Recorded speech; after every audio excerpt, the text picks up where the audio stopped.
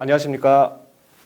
저는 콘페리에서 컨설팅을 하고 있는 이종혜라고 합니다. 여러분들 모두 만나 뵙게 돼서 다시 한번 반가운 말씀, 감사한 말씀 드리겠습니다. 오늘 제가 말씀을 좀 나눌 내용은 2023년 Future of Work 그리고 직급 폐지 트렌드 이렇게 좀 거창하게 잡았는데요.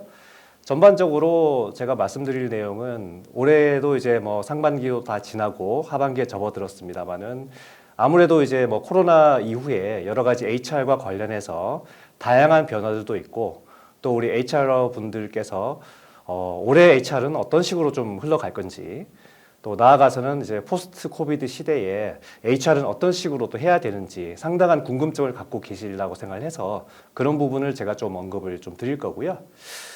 또 하나는 최근에 아주 핫한 트렌드 중에 하나가 이제 바로 직급 폐지입니다.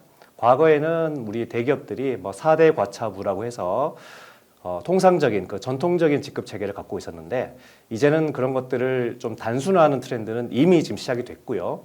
더 나아가서 직급 자체를 그러면 아예 없애보는 것은 어떠냐에 대한 시도들도 우리 스타트업이라든지 또 다양한 대기업들 또 외국계 기업들에서 시도를 하고 있는 중입니다.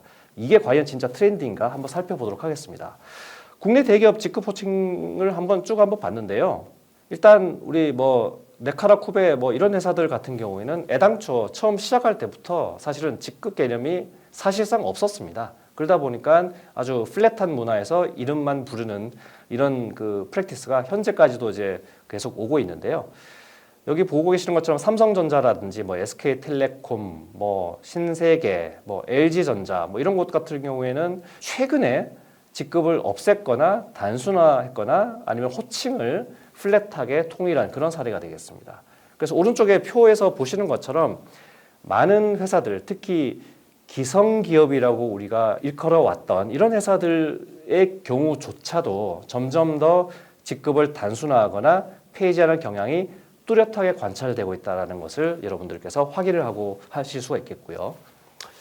자, 그렇다면 왜 이렇게 직급을 폐지하는 기업이 늘까? 첫 번째는 앞서 말씀드렸던 것처럼 잘하는 사람이 빨리 올라가기 어렵다. 4대 과차부로는 어렵다라는 게 첫 번째. 두 번째는 여기 보면은 필패 신드롬, the setup to fail syndrome이라고 해가지고 장 프랑수와 만조니로 제가 이름을 기억하는데 이게 한 3,000명 정도의 우리 그 기업에 다니시는 직원들을 대상으로 해가지고 약 한 10년 정도 추적 관찰을 했다고 합니다. 그래서 그 10년의 어떤 연구 성과인데요. 결론부터 말씀을 드리면 아무리 잘하는 인재를 하더라도 윗사람이 그것을 비토를 놓게 되면 이 윗사람이 듣고 싶은 얘기를 결국 할 수밖에 없다. 본인이 생존하기 위해서는. 그러다 보니까 점점 더 창의적인 아이디어를 내세우지 아니하고 그냥 예스맨으로 점점 퇴보를 하더라. 그래서 필패한다.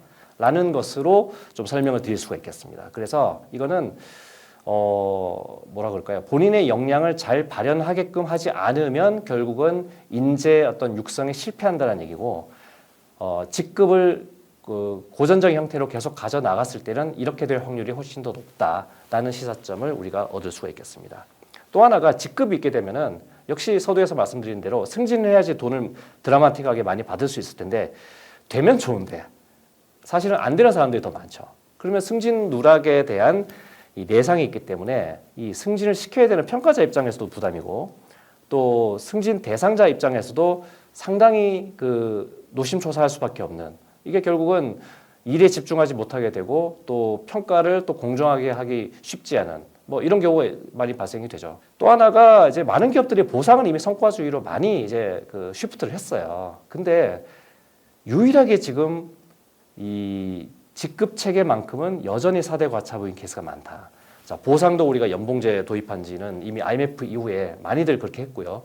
평가도 최근에 여러분들 잘 아시는 OKR, 수시성과관리, 체크인 이런 것들 많이 하고 있기 때문에 평가도 그렇게 바뀌었고 리더십 진단 이런 것들도 여러분들 많이 하고 계신데 유독 이 직급 체계는 터치를 안 했거나 아직 많이 못한 그런 상황인 거죠. 그래서 이 직급 이 부분이 역시 변화가 가장 많이 필요한 그런 이제 영역이다라고 말씀을 드릴 수가 있겠습니다.